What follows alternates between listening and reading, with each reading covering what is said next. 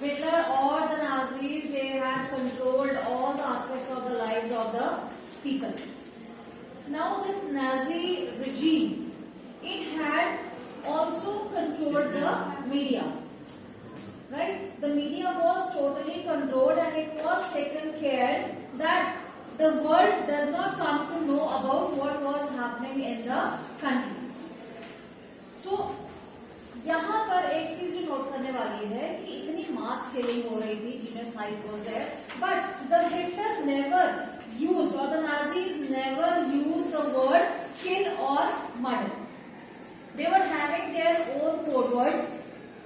And they used to have those code words to describe or to explain it, to explain the actions. What code words were there? That the mass killing was termed as special treatment. Further, for the Jews, or the mass killing of the Jews was termed as the final solution. And if the people were disabled, then their mass killing was euthanasia. Right हर एक mass killing के लिए, हर एक group के लिए अलग अलग terms जो थी वो यूज की जाती थी. Evacuation was the term which meant that the people are to be deported to the gas chambers. जब बल्क में लोगों को गैस चैम्बर्स में लेके जाया जाता था तो वर्ड यूज किया जाता था evacuation. And these gas chambers were labelled as disinfection areas. And they looked like the bathrooms which were equipped by the fake shower heads, and through these shower heads the poisonous gas was used to get leaked in these small, you can say, rooms. Anyhow, जो media था उसका पूरा अच्छे से इस्तेमाल किया गया to spread the hatred for the Jews. लोगों में Jews के अगेंस्ट, Jews के लिए जो hatred क्रिएट करने के लिए मीडिया का बहुत अच्छे से इस्तेमाल किया गया.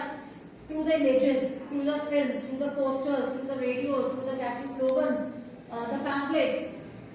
इन सभी के थ्रू जो Jews थे उनको इस ढंग से प्रेजेंट किया गया that they are the enemies of Germans. Right? उनको इस ढंग से प्रेजेंट किया गया.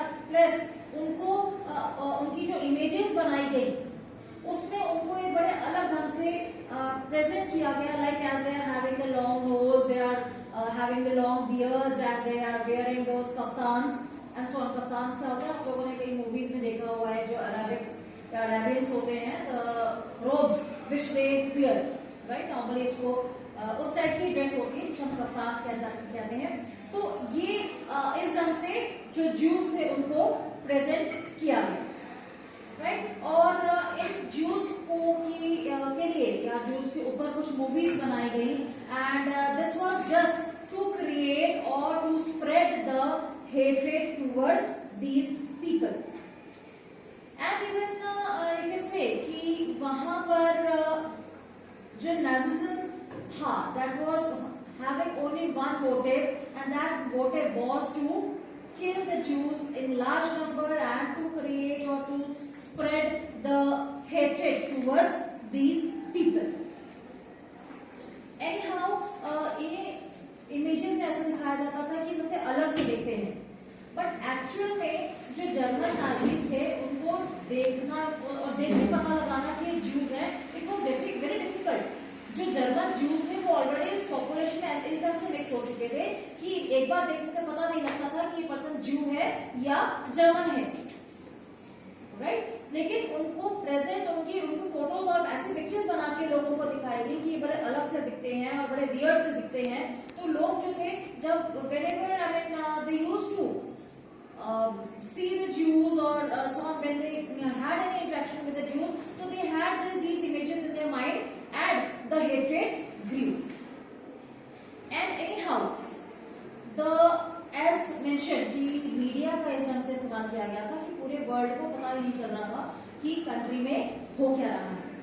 राइट. लेकिन उस समय ज्यूज के प्रति लोगों में इतनी ज्यादा हेट्रेड वाज देयर कि what they used to do कि अगर उन्हें कोई लगता था कि कोई ज्यू जैसा लगता है या कुछ सस्पिशियस सा लगता है तो उनके घरों के बाहर क्रॉस लगा देते थे, उनकी रिपोर्ट कर दी जाती थी कि हमारे नेबरहुड में ऐसा कोई सस्पिशियस पर्सन रहता है. तो that was actually an indication of very unhealthy society, इस टाइप की सोसाइटी को हम एक हेल्दी सोसाइटी नहीं कह सकते हैं, but still every German was not a Nazi.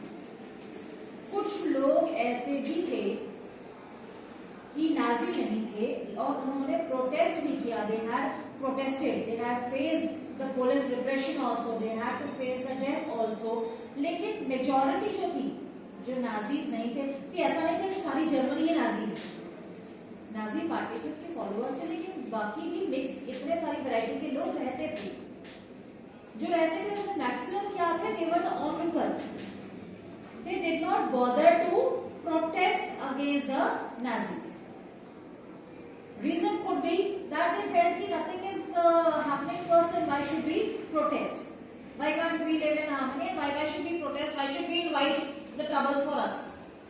Right? तो इस चक्कर में उन्होंने कभी प्रोटेस्ट नहीं किया और they were just the onlookers. So one person was there, Pastor Nimula. He observed that had the protest been there, had the people resisted there in the country, the situation and the things would have been different.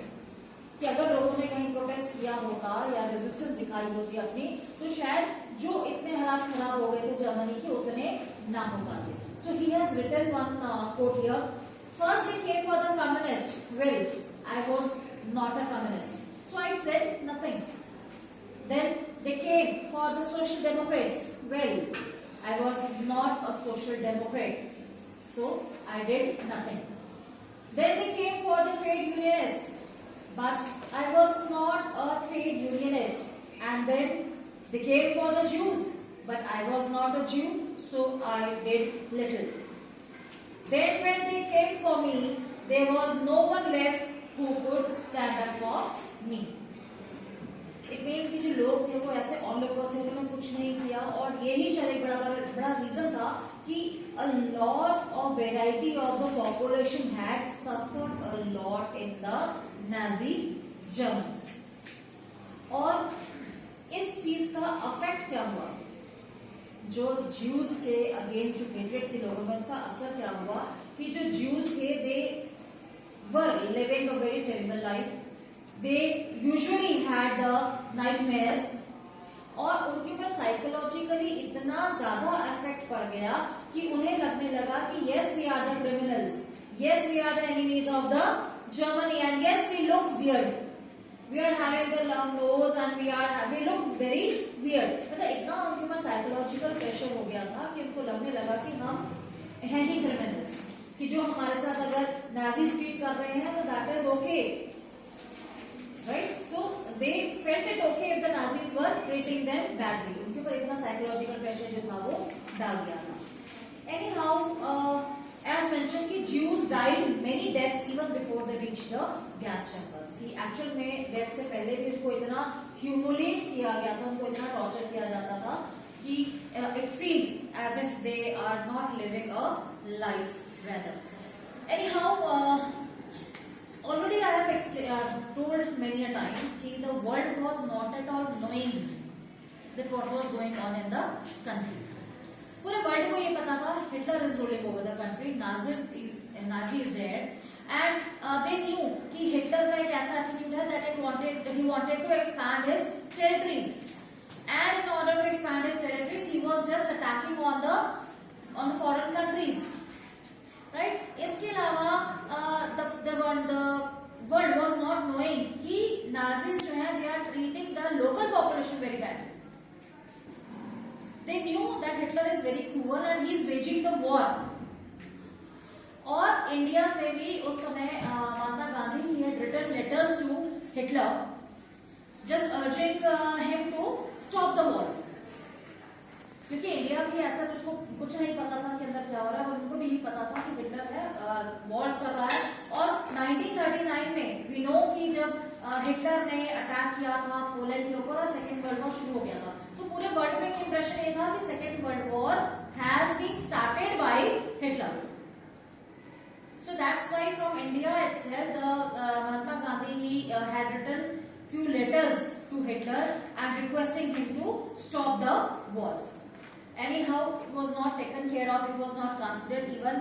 But as mentioned that one was knowing until the country was defeated. जब 1945 में Germany हार गया और उसके बाद जब Hitler ने suicide कर लिया, तब लोगों को पता लगा कि पूरे कंट्री में क्या हो रहा है. Then they came to know about the plight of the people in the country.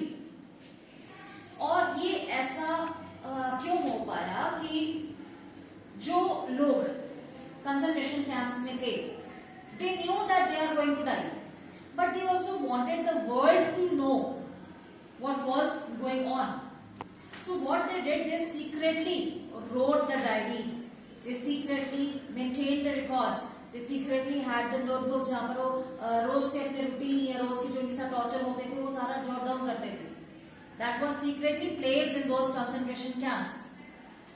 So world war के बाद जब ये जर्मनी हार गया था, तो उस समय भी जो नाजी लीडर्स थे, when the Germany was defeated, what Nazi leaders did, उन्होंने अपने सारे ऑफिशियल्स को इंस्ट्रक्ट कर दिया था कि जहां भी नाजी कोई डॉक्यूमेंट है उसे जला दिया जाए, उसे डिस्ट्रॉय कर दिया जाए, because till now they did not want the world to know.